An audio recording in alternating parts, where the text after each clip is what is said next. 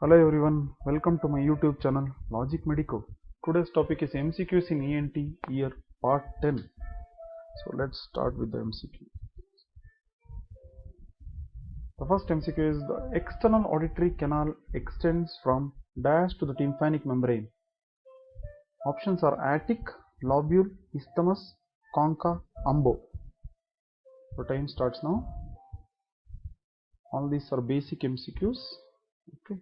Except to high-5 question, everything is basic. Your time starts now.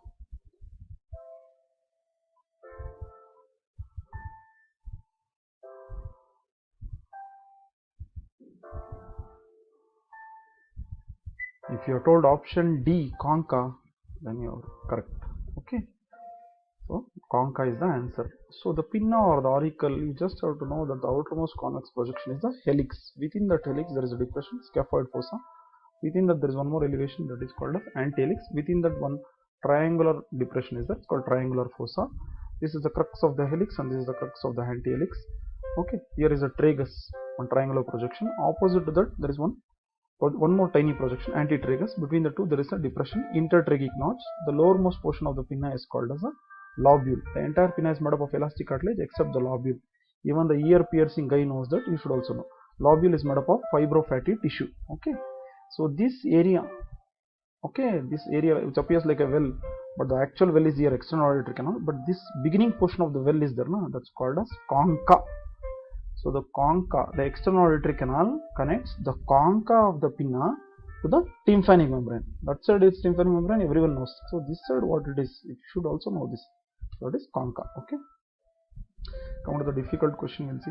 Trotman's triangle is bounded by all except options: bony labyrinth, sigmoid sinus, superior petrosal sinus, transverse sinus. These are all dural venous sinus. Okay, they are in the dura mater. Time starts now.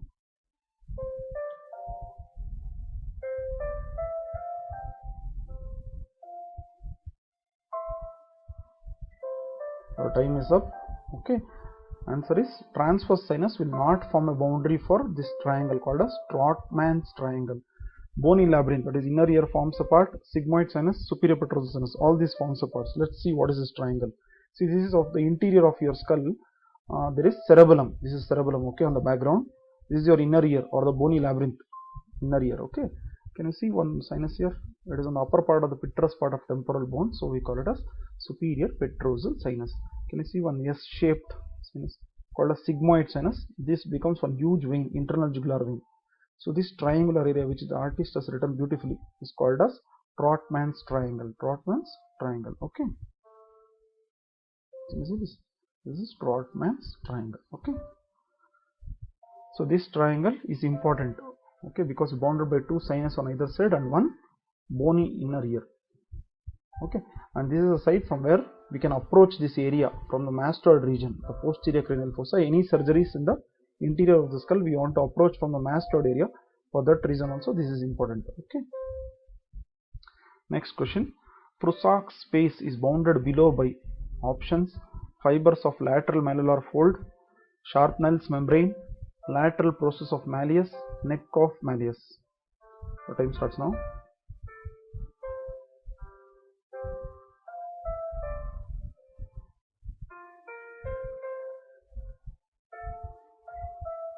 The time is up.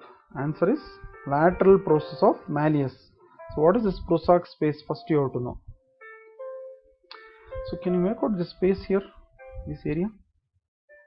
If yes, that is the Prusak space. Okay, so it is bounded laterally by this membrane. It's called Sharpnell's membrane. It's a part of tympanic membrane. Okay, Sharpnell's membrane. It's nothing but the flaccid part of the tympanic membrane. It's called like that, Sharpnell's membrane. That is lateral boundary of this space. Superiorly, it's bounded by this bony spur. Okay, this bony spur is called a scutum or scutum. This one. Okay, and also by the part of the external auditory canal. That is the superior boundary. Okay, and inferior boundary, you can see this. This is the neck of malleus and lateral process of malleus. This neck continues as the lateral process of malleus. So this will be the inferior boundary. This triangular boundary is called as Prusak space. Any perforation in this area of tympanic membrane or cholesteatoma will not be able to identify that easily, because whatever light we are putting, we are seeing cone of light in the inferior area but not in this area. So it's like a lion's den. or a cave. We can't make out anything over here, so it's like a graveyard. Okay, so we will miss out the any defects in this area of the tympanic membrane or in the malleus. Okay, next, in the right middle ear pathology, Weber's test will be options: lateralization to right ear, positive; lateralized to the left ear, centralized, normal. Your time starts now.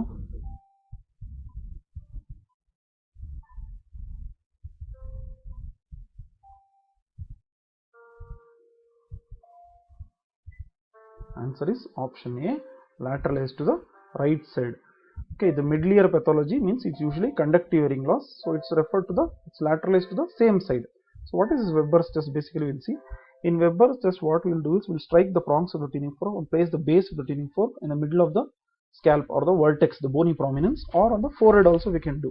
So we'll ask the patient, where do you hear the sound? Usually both the side equally, the patient should be able to hear equally on both the sides. The patient in this context hears through air as well as bone. So more often than not bone, because we are touching the bone, right? So majority of the conduction is through the bone. So bone conduction is what we are testing here. So if at all a patient, imagine his right side has got abnormal, right side something abnormality is there, and is able to hear there only better. That means he has got conductive deafness over there. He is able to hear there only better because the sound waves are not traveling through the air, because he has got conductive deafness now. It is traveling through the bone. That's what it shows. Okay, if a person has got conductive hearing loss on, for example, right side, he is able to hear on the right side only better, because the bone conduction is now absolute or very well heard when compared to the ear conduction. Whereas if the person inner ear damage is there, that time the bone you will not be able to hear because inner ear damage is there.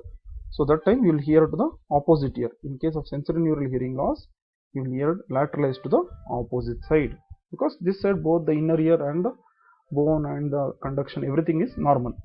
So in sensorineural hearing loss of one side, for example right side, patient hears lateralized to the left side. In conductive deafness, it is lateralized to the same side, because bone, there is no problem in the bone conduction of hearing. Next question, question number 5. Bony labyrinth is filled with a fluid called as options: aqueous humor, perilymph, endolymph, vitreous humor. The time starts now.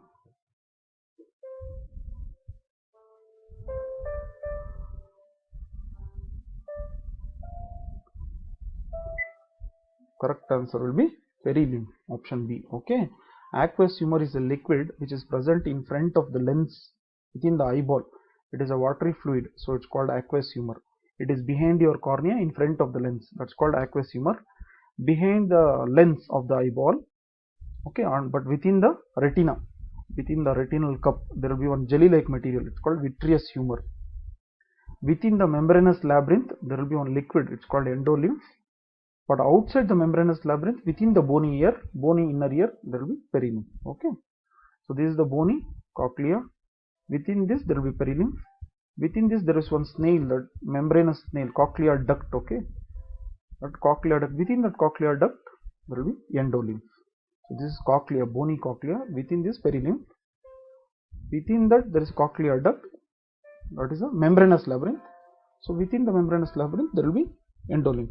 So actually speaking, this cochlear duct, this saccular ventricle and the semicircular canals are floating within this cochlea, vestibule and semicircular ducts. It's like a double water bed for the inner ear. It is having luxurious stay over there. Okay, next up, which of the following is involved in the maintenance of kinetic equilibrium? It is very easy. See options: pupil, vestibule, semicircular canals, cochlea. Your time starts now.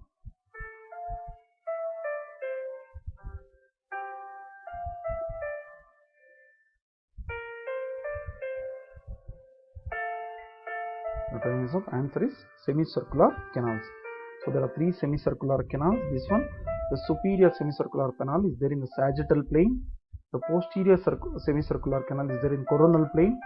The horizontal semicircular canal is present in the transverse plane. Each semicircular canal you can see in this beautiful picture, they are perpendicular to one another. Okay, so if you nod your head forwards and backwards in a movement called as yes, you are telling yes to someone by just body expression. You are nodding your head forwards and backwards like yes. That means the fluid in the superior semicircular canal moves forwards and backwards in a S movement, okay, or a nod. If you're tilting your head from side to side, that is from one shoulder to another shoulder, if you're moving your head, it means the fluid will move towards right shoulder to left shoulder in this canal, posterior semicircular canal, in tilting movement of the head. If you're spinning like one Bharatanatyam dancer, that time the fluid in this canal is moving. That is a transverse canal, because you're spinning in that axis, transverse axis now. So in this horizontal semicircular canal or the lateral semicircular canal, the fluid will move. Also when you don't want anything, so you will tell no, so that time also in this fluid will move, okay. So this helps in balancing your body in spatial orientation, that is kinetic equilibrium or kinetic balance. How many turns does the cochlea have? It's very easy. Options: 1.5, 2.5, 3.5, 4.5. Time starts now.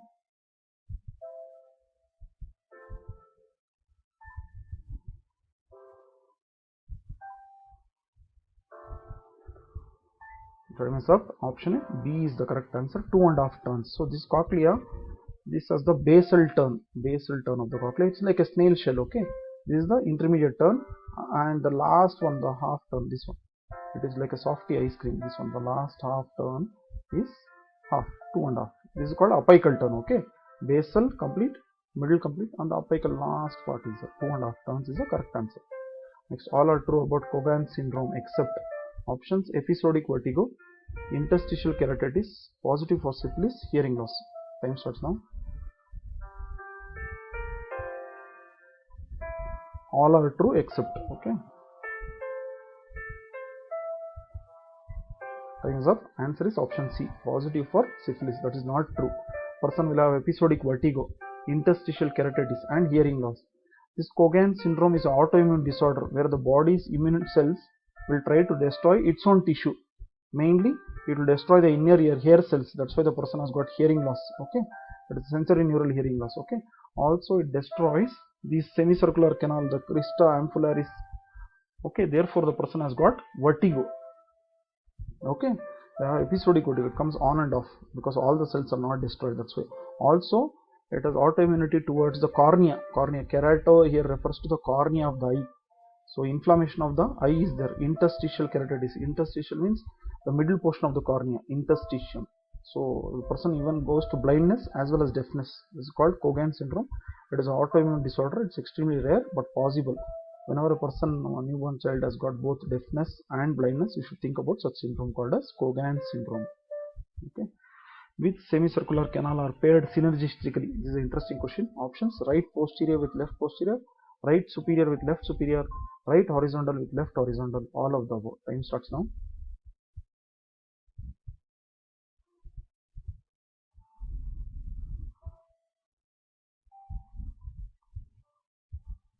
If you are told option C, then you are told the correct answer, right horizontal with left horizontal.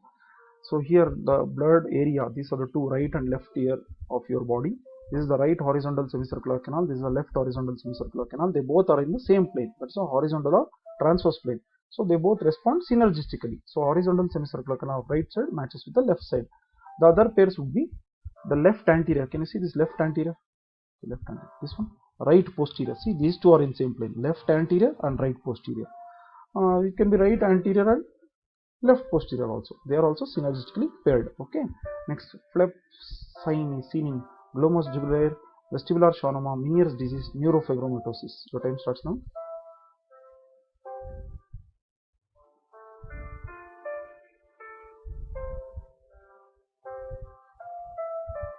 Your time is up.